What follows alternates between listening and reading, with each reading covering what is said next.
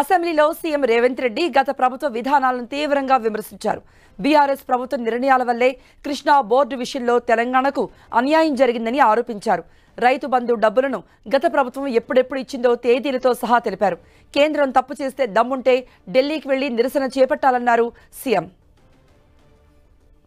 యాసంగి పంటకు రైతు బంధు వేయడానికి 9 నెలల నాటి ప్రభుత్వం తీసుకున్నది అధ్యక్ష. వీళ్ళ చరిత్ర ఇక మీ కరోనా వచ్చిందో మీ కర్మ కాలిందో నేనేం చెప్తా కానీ 2020-21 అధ్యక్ష 25/12/2020 నాడు మొదలుపెట్టి 22/4/2021 4 నెలలు పట్టింది అధ్యక్ష. 2020-21 సంవత్సరంలో యాసంగి పంట 2022-23 అధ్యక్ష 21/12/2022 నాడు మొదలుపెట్టి 10/4/2023 4 నెలలు పట్టింది అధ్యక్ష. ఒకసారి అడుగుతున్నాం ఎన్నికలు అంటుండ్రు, రెండోసారి అడుగుతున్నాం కరోనా అంటుండ్రు, మూడోసారి అడుగుతున్నాం మా మామ చెప్పలేదంటారు, నాలుగోసారి అడుగుతున్నాం అల్లుడు తిరగనికి పోయిందని చెప్పేటట్టు అధ్యక్ష. గతంలో జరిగినట్టుగా ఇప్పుడు జరగదు, అట్లాంటి వాటికి తావు ఉండదు. వాటిని సమూలంగా గతపు ఆనవాళ్ళనన్నిటినీ సమూలంగా మొత్తం మార్పు చేసే బాధ్యత మాది అధ్యక్ష. ఏం చింత చేయకండి, మీ ఒక్క ఆనవాళ్ళు కూడా ఎక్కడ కనిపించదు. నాది జిమ్మెదారి, మీ ఆనవాళ్ళు లేకుండా చేసే బాధ్యత నాది అని చెప్పి నేను మీకు అందరికి తెలియజేస్తున్నా అధ్యక్ష. స్పష్టంగా తెలంగాణ హక్కులను కాపాడడానికి మేము కొట్లాడుతుంటే మా కాళ్లకు తాళ్ళు పెట్టి కాళ్ళలో కట్టెబెట్టి మమ్మల్ని బోర్ల పడేయాలని వీళ్ళ తాపత్రయం ఏంది అధ్యక్ష. గుంజుకుంటా అన్నది ఎవరు అధ్యక్ష? నరేంద్ర మోడీ గుంజుకుంటా అన్నాడు. మరి వీళ్ళు ధర్నాలు చేయాలంటే ఏడు చేయాలి అధ్యక్ష? నల్గొండలో ఉంటాడా నరేంద్ర మోడీ? ఏడుంటాడు అధ్యక్ష? ఢిల్లీలో ఉంటాడు. శాతనైతే కల్వకుంట్ల చంద్రశేఖరరావు గారు, తన్నీర్ హరీష్ రావు గారు, కల్వకుంట్ల తారక రామారావు గారు ముగ్గురు పోయి జంతర్ మంతర్లో ఆమరణ నిరాదీక్ష చేయమను మేము వాళ్ళని పోలీసులు తీసుకెళ్లకుండా వాళ్ళు అమరులు అవ్వడమో లేకపోతే హక్కులను సాధించడమో వరకు ఈ ప్రభుత్వం అండగా నిలబడుతుంది.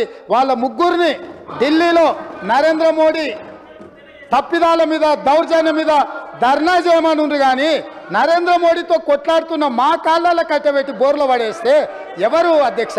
కృష్ణా ప్రాజెక్టులను అప్పచెప్పిండ్రని, కృష్ణా ప్రాజెక్టులను మొత్తం కాంగ్రెస్ వాళ్ళు వస్తేనే కాకెత్తుకపోయిందని, లేకపోతే కేంద్రానికి మేమేదో రాసిచ్చేసినామని అసలు ఏం మాట్లాడుతున్నారు అధ్యక్ష?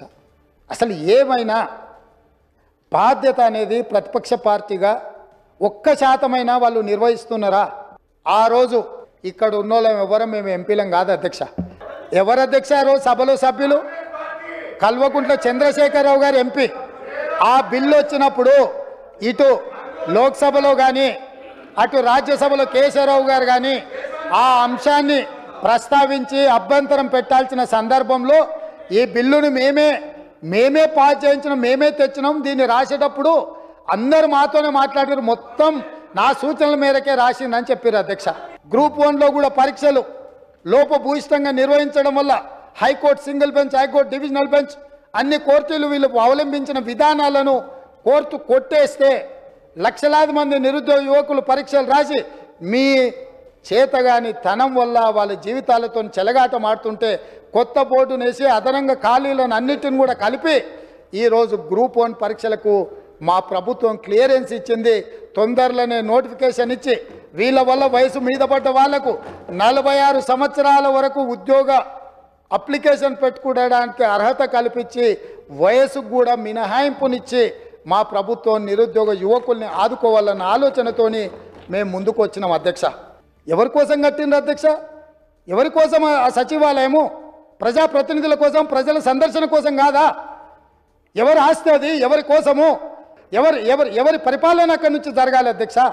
ప్రజలే రానియని ప్రగతి భవన్లు, ప్రజలనే రానియని సచివాలయాలు ఈ తెలంగాణ రాష్ట్రంలో ఎంతకాలం సాగుతాయని వాళ్ళు విర్రవీగుతున్నారు అధ్యక్ష. అందుకే ప్రగతి భవన్ గోడలు బద్దలు కొట్టినము, సచివాలయం గేట్లు బార్లా తెరిచినము, ప్రజాప్రతినిధులందరినీ రమ్మని చెప్పినాము, వాళ్ళు చెప్పేది వింటామని చెప్పినాము, మానవత్వంతో సమస్యల్ని పరిష్కరిస్తామని చెప్పినాము.